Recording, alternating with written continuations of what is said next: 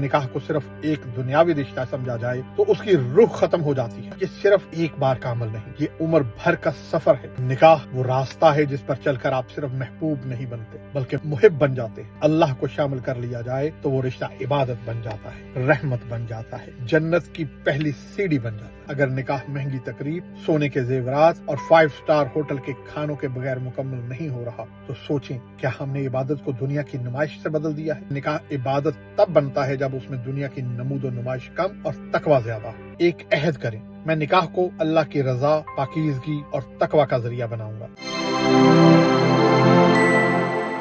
نکاح تربیتی کورس کی ہماری دوسری کلاس کا عنوان ہے نکاح ایک عبادت یا صرف ایک رشتہ؟ سادہ نکاح، آسان شرائط اور پاکیزہ ارادے، یہی اسلامی نکاح کی بنیاد ہے۔ اکثر نوجوان نکاح کو صرف ایک سماجی معاہدہ یا قانونی رشتہ سمجھتے ہیں، حالانکہ رسول خدا صلی اللہ علیہ وآلہ وسلم ان کی اہل بیت کی تعلیمات کے مطابق نکاح ایک عبادت ہے۔ یہ وہ عمل ہے جو بندے کو گناہوں سے محفوظ رکھتا ہے، رزق میں برکت لاتا ہے اور اللہ کی رضا کا باعث بنتا ہے، اللہ کے قریب کرتا ہے اور جنت کے دروازے کھول دیتا ہے۔ اگر نیت خالص ہو تو یہ عبادت نماز، روزہ اور حج کی طرح اعلیٰ درجے کی عبادت بن جاتی ہے۔ اہل بیت کی تعلیمات کے مطابق اگر نکاح کو صرف ایک دنیاوی رشتہ سمجھا جائے تو اس کی روح ختم ہو جاتی ہے۔ لہٰذا ہمیں چاہیے کہ شادی کو اللہ کے لیے کریں، اس میں اہل بیت کے بتائے ہوئے اصولوں کو اپنائیں اور اس رشتے کو آخرت تک پھیلانے کی کوشش کریں۔ آئیے سب سے پہلے قرآن سے رہنمائی لیتے ہیں۔ سورہ نساء کی 3 آیت کے 2 جز آپ کی خدمت میں پیش کرتا ہوں۔ بسم اللہ الرحمن الرحیم وَإِنْ خِفْتُمْ أَلَّا تُقْسِطُوا فِي الْيَتَامَى فَانكِحُوا مَا طَابَ لَكُم مِّنَ النِّسَاءِ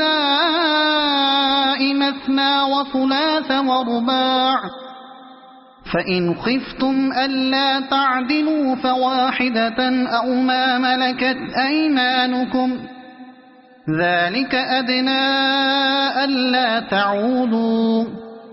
بس ان عورتوں سے نکاح کرو جو تمہیں پسند آئیں، یہ زیادہ قرین انصاف ہے کہ تم ظلم نہ کرو۔ سورہ رعد کی آیت ہے، وَلَقَدْ أَرْسَلْنَا رُسُلًا مِّن قَبْلِكَ وَجَعَلْنَا لَهُمْ أَزْوَاجًا وَذُرِّيَّةً، اور ہم نے آپ سے پہلے بھی رسول بھیجے اور ان کے لیے بیویاں اور اولاد بنائی۔ اسلام نے نکاح کو صرف انسانوں کے لیے نہیں بلکہ انبیاء کے لیے بھی عبادت کا درجہ بنا دیا۔ کبھی سوچئے، نماز کیوں سکون دیتی ہے؟ کیونکہ وہ اللہ سے ملاقات کا ذریعہ ہے، اور نکاح یہ صرف ایک بار کا عمل نہیں، یہ عمر بھر کا سفر ہے، ایک ایسا سفر جس میں ہر دن، ہر لمحہ، ہر قربانی، ہر مسکراہٹ اور معاف کرنا سب اللہ کی بارگاہ میں شمار ہوتا ہے۔ نکاح وہ راستہ ہے جس پر چل کر آپ صرف محبوب نہیں بنتے بلکہ محب بن جاتے ہیں، اللہ کے رسول کے اور اس شخص کے جو آپ کی زندگی کا ہم سفر ہے۔ نکاح صرف میں اور تم کا معاملہ نہیں، یہ ہم بننے کی عبادت ہے۔ یہ وہ مدرسہ ہے جہاں صبر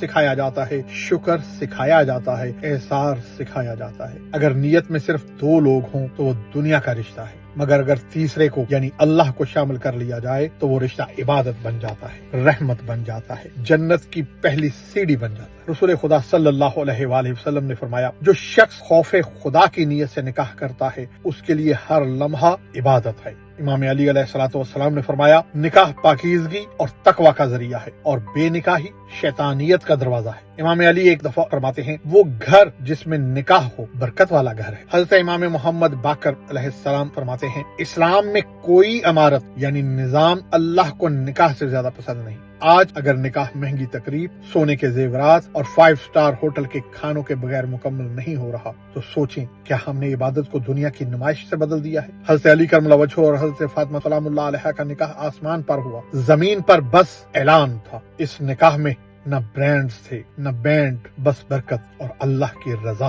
اگر ہم چاہتے ہیں کہ ہمارا نکاح بھی عبادت بنے تو سادگی کو اپنانا اور نفس کو جھکانا سیکھنا ہوگا۔ نکاح میں اگر انا ہو تو وہ رشتہ نہیں جلتا بلکہ وہ جھلس جاتا ہے، اور اگر نیت ہو تو وہ رشتہ پھول کی طرح مہکتا ہے، صبر کے عطر سے، تقوی کے رنگ سے اور محبت کے نور سے۔ اگر سادگی کی تصویر پیش کرنا ہو تو حضرت علی کرم اللہ وجہہ اور حضرت فاطمہ سلام اللہ علیہا اس کی بہترین مثال ہے۔ رسول خدا صلی اللہ علیہ وسلم نے حضرت فاطمہ زہرا سلام اللہ علیہا کے مہر میں صرف ایک ذرہ، ایک تکیہ اور پانی کا مشکیزہ قبول فرمایا، نہ کوئی جہیز، نہ دنیاوی معاملات، بس پاکیزہ نیت اور اللہ کی رضا۔ اس سے یہ بات سمجھنے میں مدد ملتی ہے کہ نکاح عبادت تب بنتا ہے جب اس میں دنیا کی نمود و نمائش کم اور تقوی زیادہ ہو۔ امام محمد باقر علیہ السلام کی ایک نصیحت، شخص نے پوچھا کہ میں شادی کے لیے کیا دیکھوں؟ امام نے فرمایا دینداری کو دیکھو، اگر وہ نیک ہو تو اللہ تمہیں عزت دے گا، اگر چہرہ خوبصورت ہو مگر دل خالی ہو تو زندگی دکھ سے بھر جائے گی۔ آپ نے فرمایا 2 رکعت نماز جو شادی شدہ شخص پڑھتا ہے شادی نہ کرنے والے کی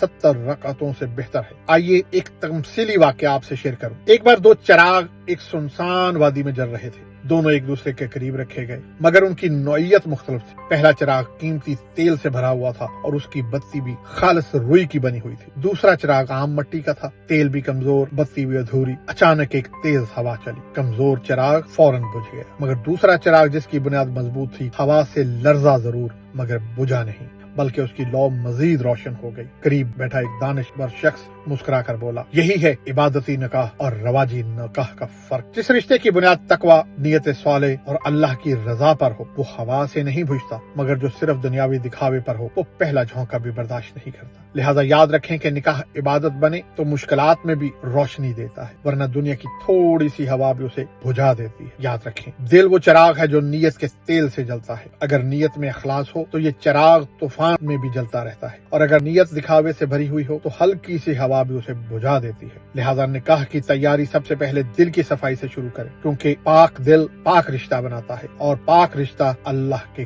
قریب لے جاتا ہے۔ آئیے خود سے یہ 4 سوال کریں، میرے نکاح کی بنیاد دین ہے یا صرف جذبہ؟ کیا میں نکاح کو عبادت سمجھتا ہوں؟ کیا میرا نکاح مجھے گناہوں سے دور کرے گا؟ کیا میں سادگی اور تقوی پر نکاح کرنا چاہتا ہوں؟ اپنے دل سے ان سوالات کے جواب لیں، ان کو لکھیں اور خود کو اپنی طرف سے مارکس دیں، دیکھیں آپ کو کتنے مارکس ملتے ہیں۔ 3 مشورے آپ کی خدمت میں پیش کرتا ہوں۔ عبادت سے پہلے خود کو عبادت کے لائق بنائیں، دل کو حسد، غرور، شہوت اور دنیا پرستی سے صاف کریں، کیونکہ نیت کی پاکیزگی سے ہی عبادت کا آغاز ہوتا ہے۔ اپنے شریک حیات کے لیے دعا کریں، پہلے دن سے نہیں آج سے، خواہ آپ کی منگنی ہوئی ہو یا نہیں، اس کے لیے دعا کریں کہ وہ نیک، بردبار اور اللہ کی طرف بڑھانے والا ہو۔ نکاح سے پہلے اپنی روحانی تربیت کریں، ہر دن کچھ وقت قرآن، دعا اور خود احتسابی کے لیے نکالیں، تاکہ نکاح محض ایک رشتہ نہ رہے بلکہ عبادت بن جائے۔ ایک دعا آپ کے سامنے پیش کرتے ہیں۔ اے اللہ میرے نکاح کو اپنی اطاعت کا ذریعہ بنا، مجھے گناہوں سے دور رکھ اور میرا جوڑا ایسے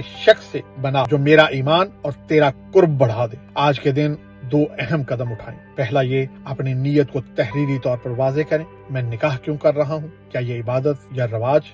دوسرا ایک عہد کریں، میں نکاح کو اللہ کی رضا، پاکیزگی اور تقوی کا ذریعہ بناؤں گا۔ پہلے لیکچر میں ہم نے آپ سے کہا تھا کہ ایک ڈائری لکھیں، اب اس کے اندر یہ 2 چیزوں کا اضافہ کریں۔ پہلا یہ میرے دل میں عبادتی نکاح کے کیا جذبات ہیں، دوسرا یہ میں کن روحانی کمزوریوں پر کام کرنا چاہتا ہوں۔ اللہ ہم سب کو پاکیزہ نکاح کی بھی توفیق دے اور ہمارے گھروں کو اہل بیت اطہار کے اسوہ کی روشنی سے منور کرے، آمین۔ اپنے کمنٹس میں ہمیں رہنمائی کریں تاکہ ہم اگلی کلاس میں مزید بہتر مواد شامل کر پائیں۔ انشاءاللہ اگلی کلاس میں ملتے ہیں۔ اپنے گرد و نواح کے لوگوں کا خیال رکھیے، ان کے آپ پر حق ہوتے ہیں، ان کے حق ادا کرتے رہیں۔ اللہم صلی علی محمد و آلہ محمد۔